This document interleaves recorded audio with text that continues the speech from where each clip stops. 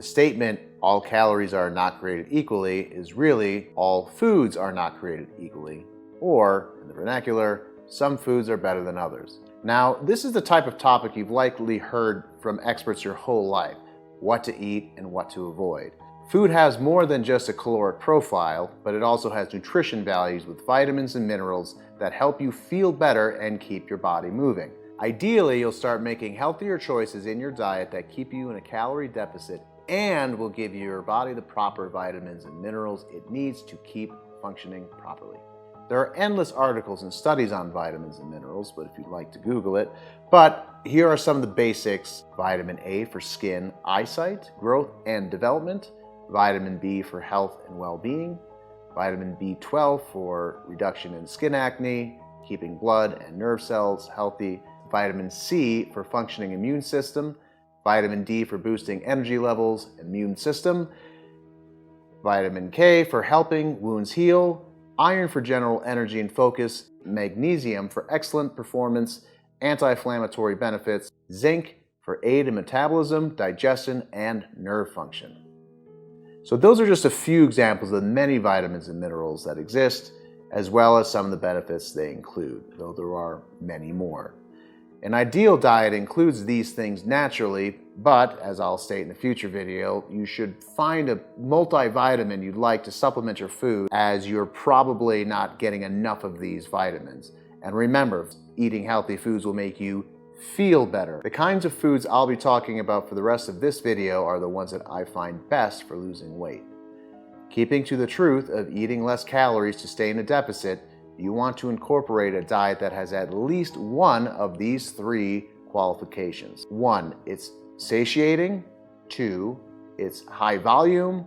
And 3, it's thermogenic. So let's talk about the first one, satiating foods. These are foods that naturally make you feel full. They typically are high protein, high fiber, high water content. When you eat these types of foods, you will feel full, and that's good because when you're full, you're less likely to overeat, and more importantly, it tells your body you aren't starving, thus your metabolism won't slow as easily. Foods that typically top every satiating list are eggs, legumes, fruit, Greek yogurt, soup, meat, oatmeal, fish, quinoa, boiled potatoes, vegetables, popcorn, and cottage cheese. The next qualification you look for when choosing foods are its volume. A food that's high in volume typically means it's high in water, fiber content, and low in calories. Volume eating is a method that allows for large consumption of food while minimizing calorie intake. Think a salad with no dressing. Like a whole bag of salad is like 35 calories.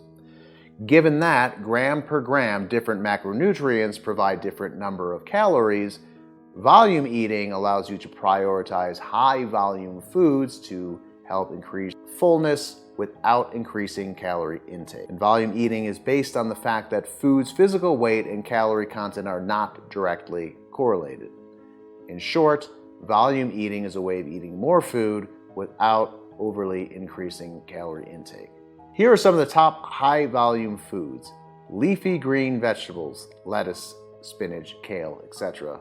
Vegetables such as cabbage and cauliflower, Brussels sprouts, and broccoli. Stem and other vegetables like peppers, onions, zucchini, and celery.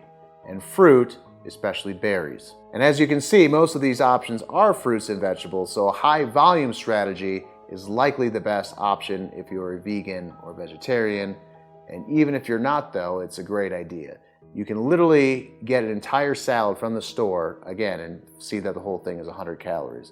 I'm going to say what the opposite of volume eating is, which would be peanuts and nuts and peanut butter.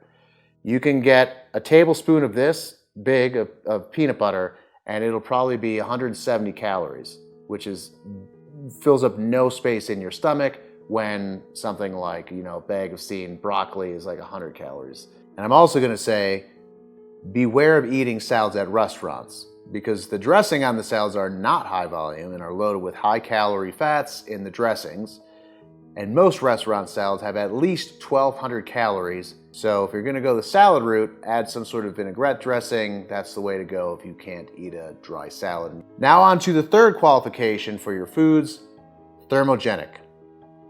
Thermogenic foods are foods that boost metabolism and burn more calories than normal during digestion. So here are some foods that have a strong thermogenic effect. Lean protein, egg, salmon, chicken, steak.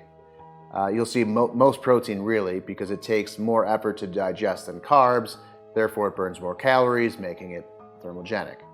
There are also some foods that are high in complex carbs that are also thermogenic. Complex carbs are soluble fiber rich, taking longer to digest, and thus your body burns more calories consuming them. Foods like sweet potatoes, oatmeal, yams, and blueberries. In summary, when you hit a wall and need to get your metabolism humming again, replace some of your normal diet foods with something that's either satiating, high in volume, or thermogenic. Try mixing in some of the foods listed here and find out what works for you and what you like. And then stick to that until you hit your next roadblock. Remember, the strategy is to stick to what's working and then adjust when your body gets used to it.